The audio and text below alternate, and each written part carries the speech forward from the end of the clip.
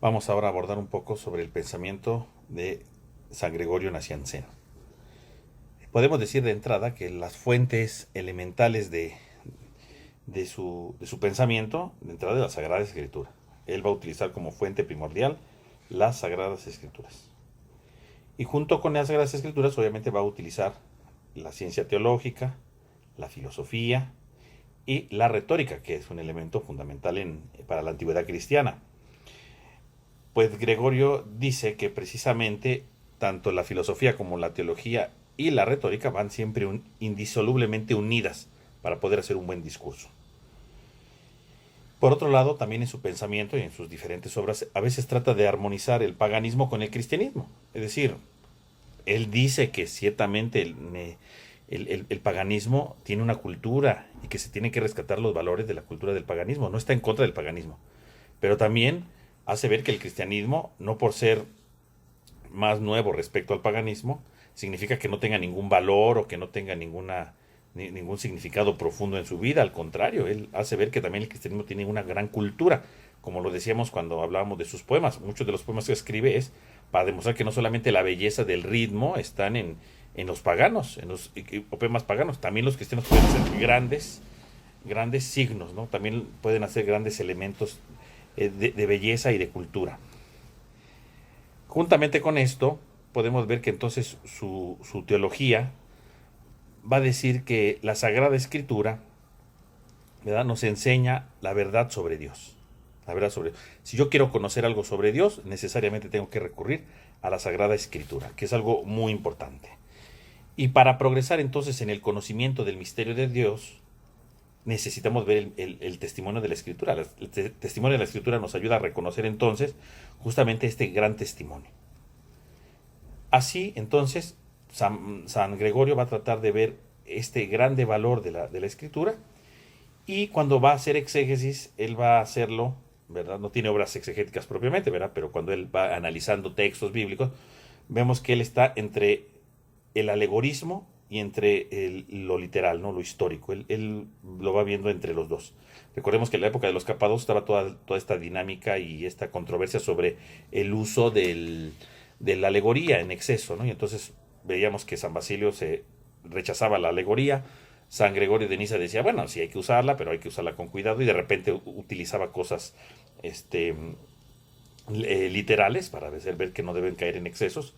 Y en el caso de Gregorio Nacianceno, bueno, él se centra entre la mitad, ¿no? Entre el alegorismo y lo histórico, ¿no? Y lo literal, ¿no? Él encuentra, ¿verdad?, que hay que tener un punto intermedio entre los dos. Hay veces que lo literal es necesario para entender las cosas, y a veces es necesario lo espiritual, una interpretación espiritual para descubrir una verdad que sea suprema, que sea mayor. Incluso yo les puse ahí en sus textos, ¿verdad?, en el primer párrafo, sobre la exégesis. Él habla, ¿verdad?, en el discurso 45, él habla sobre esto y dice,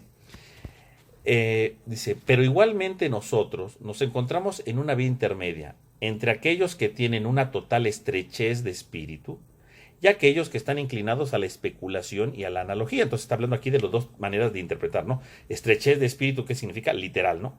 Interpretar los textos literalmente.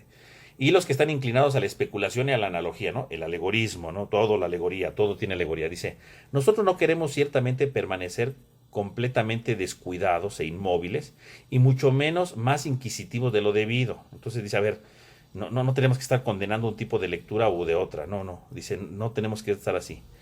Dice, y estemos distantes y ajenos de lo prescrito. En cuanto a la primera postura, es un poco judaica, dice, es un poco judaica, interpretar literalmente, y permanece en lo terreno, mientras el segundo es digno de un intérprete de sueños, y ambas son igualmente condenables. Es decir, las dos tienen su razón de ser. Él atribuye la interpretación literal a una tendencia judaica, la alegoría, ¿verdad?, así como una intérprete de sueños, dice, pero no, o sea, los dos pueden ser condenables cuando se caen en excesos. Entonces, él va a hacer exégesis siempre de manera intermedia. Luego, ¿verdad?, podemos hablar de otro elemento importante de su teología, ¿verdad? Y entonces encontramos eh, unos elementos especiales sobre el pensamiento sobre la Trinidad. Y él dice, el Padre es Padre sin principio, ¿no? Entonces, está hablando aquí de la Trinidad en su discurso 39, el Padre es Padre sin principio, porque no procede de nadie, ¿no? Lo que hemos dicho a lo largo del curso, el Padre es ingénito, no tiene principio. El Hijo es Hijo y no es sin principio porque procede del Padre. Pero si habla de principio en el tiempo, también Él es sin principio, porque es el hacedor del tiempo y no está sometido al tiempo. Entonces, el Padre es ingénito, no tiene principio. Y cuando habla del Hijo, dice, el Hijo es Hijo y no es sin principio porque procede del Padre. Entonces, Él habla que el Padre, ¿verdad?, ha engendrado, ha generado al Hijo. Dice, pero si habla de principio en el tiempo, el Hijo también no tiene principio. Es decir, el Hijo tiene un principio en cuanto que procede del Padre, ¿no? Viene del Padre, es generado por el Padre, más bien dicho, ¿no? Es generado por el Padre. Pero también es eterno, porque el Hijo es el hacedor del tiempo y por lo tanto el Hijo no está sometido al tiempo. Entonces, obviamente ahí claramente va contra el arrianismo, ¿no? Porque el arrianismo, ¿qué diría? Hubo un tiempo en el que el Hijo no era, ¿no? Entonces el Hijo fue creado después. Entonces, no. El Hijo sí tiene un principio en cuanto que el Padre es su principio, en cuanto que es generado por el Padre. Pero esta generación se dio en la eternidad, por lo tanto no en el tiempo, por lo tanto el Hijo también es eterno. Y luego dice, ¿no? La línea siguiente, el Espíritu Santo es espíritu de verdad, que procede del Padre, pero no a manera de filiación, porque no procede por generación, sino por procesión. Me veo precisado a acuñar palabras por amor a la claridad. Entonces aquí lo mismo, el Espíritu Santo también tiene un principio. ¿Quién es ese principio? El principio es el Padre. El Padre es el principio del Espíritu Santo. Dice, pero, lo que hemos explicado, ¿no?, cuando vimos lo de San Basilio, el Hijo tiene un principio, pero tiene un principio en cuanto que proviene del Padre, pero no por generación, dice, sino por procesión. Entonces, lo que habíamos dicho, el Padre genera al Hijo, el Espíritu Santo, ¿verdad?, por procesión viene el Espíritu Santo, ¿no? Procesión para el Espíritu, generación para el Hijo, lo que habíamos ya explicado con lo de Basilio. O sea, simplemente está de manera más sencilla, pero retomando esas ideales que San Basilio ya había puesto bien en claro. Dice, porque ni el Padre dejó de ser ingénito por haber engendrado, ni el Hijo dejó de ser engendrado por proceder del ingénito. ¿Cómo podrían hacerlo? Tampoco el Espíritu se ha convertido en Padre o Hijo porque procede, o porque es Dios, aunque no lo crean así los impíos. Entonces, finalmente dice, el Padre siempre va a ser ingénito, y no porque generó o engendró un Hijo, ya no es ingénito, no, sigue siendo ingénito.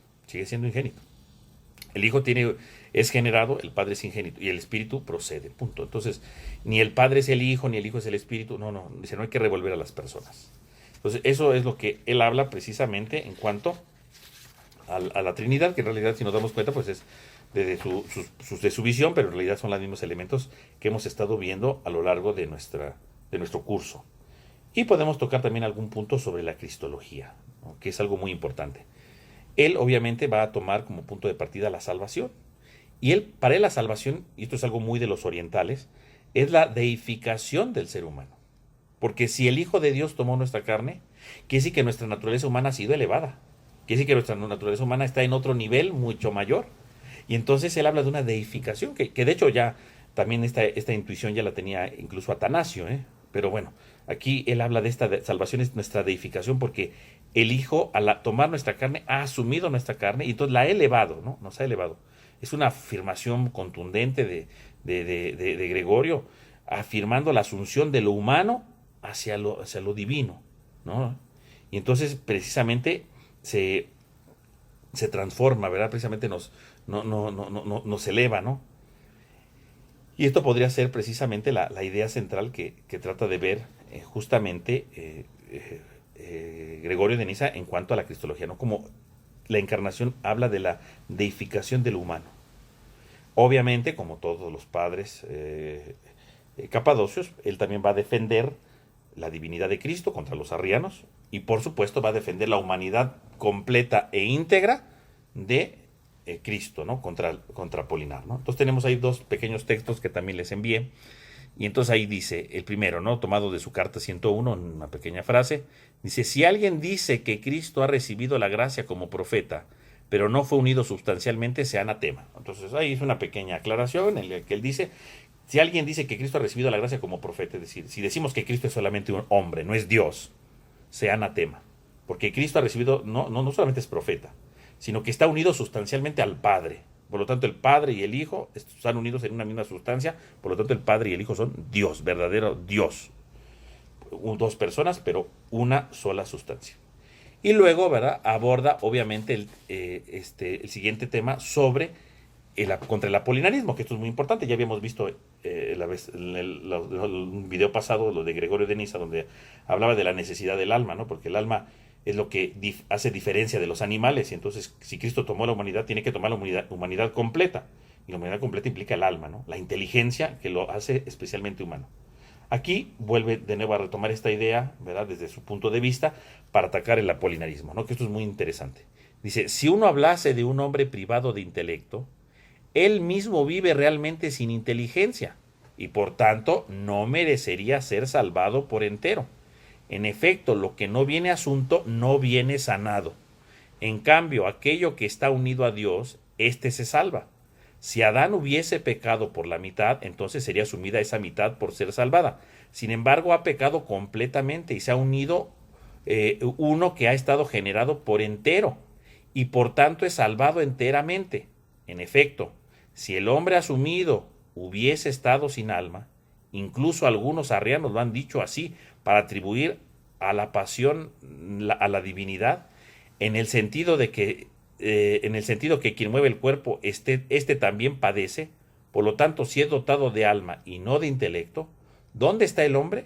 Puesto que el hombre no es animal privado de intelecto. Entonces, aquí vuelve a recurrir a la misma idea de que Cristo tuvo que tener alma por una sencilla razón. Porque Cristo ha asumido nuestra naturaleza humana, y nuestra naturaleza humana implica el alma. No podemos quitarla.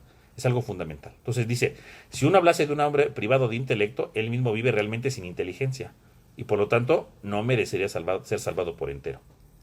Cristo vino a salvar al hombre entero, completo.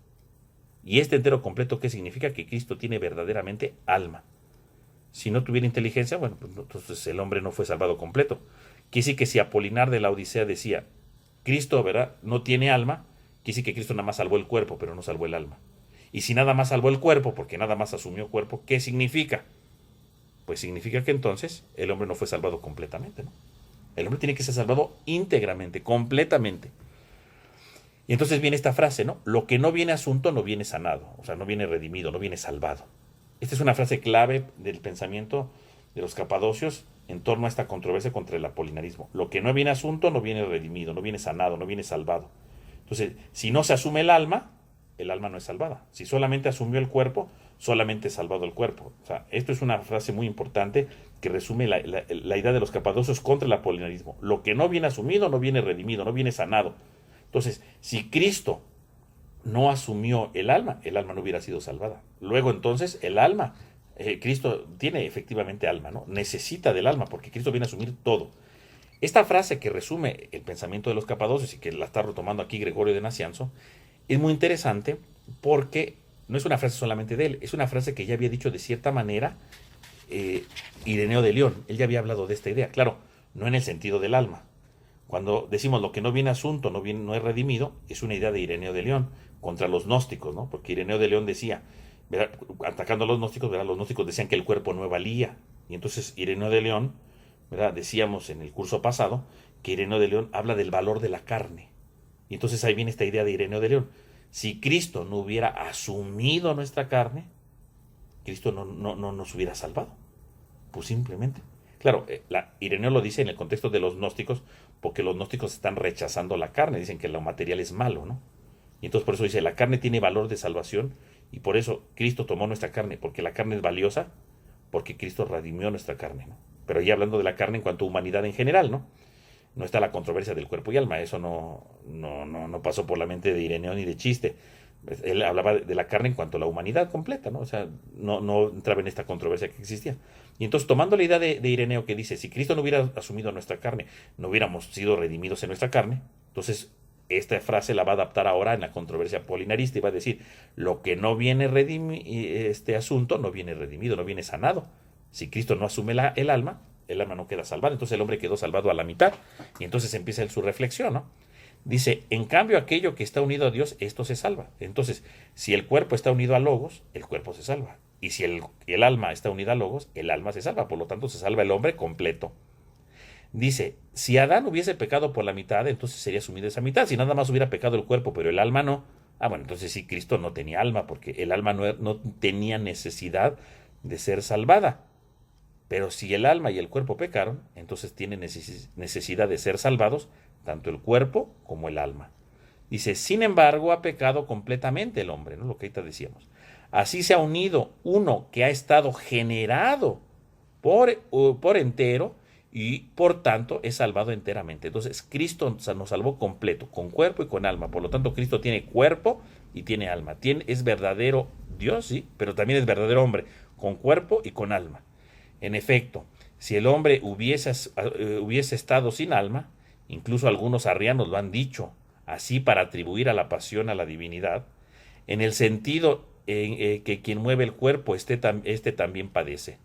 Entonces, obviamente aquí dice, a ver, si el hombre asumido hubiera estado sin alma, entonces, bueno, querría decir que la pasión, bueno, ¿dónde está el sentido de esto? ¿No? Dice, incluso algunos arrenos lo han dicho para atribuir a la pasión a la divinidad. Entonces, dice, no tiene sentido esto que estamos diciendo, ¿no? El hombre asumido por Cristo tiene alma. Algunos arrenos decían, no tiene alma porque ¿cómo va a sufrir cómo es posible que vaya a sufrir Cristo? Bueno, dice, no, el hombre tiene realmente alma. Por lo tanto, si está dotado de alma y no de intelecto, ¿dónde está el hombre? O sea, el intelecto está en el alma, puesto que el hombre no es un animal privado de intelecto. Entonces, esto es una afirmación como la que decía Gregorio de Niza, ¿no? El hombre, al ser redimido, fue redimido con cuerpo y con alma. Y si nada más hubiera redimido el cuerpo, entonces hubiera sido la mitad del hombre, o hubiera redimido como si fuéramos animales. Y no somos animales, somos hombre. Y lo que nos caracteriza como hombres es precisamente nuestra alma. Entonces, con estas ideas podemos dar por concluido de manera breve, ¿verdad? Por cuestiones de tiempo y por cuestiones que debemos ir teniendo en cuenta, pues la situación de los padres capadocios, ¿no?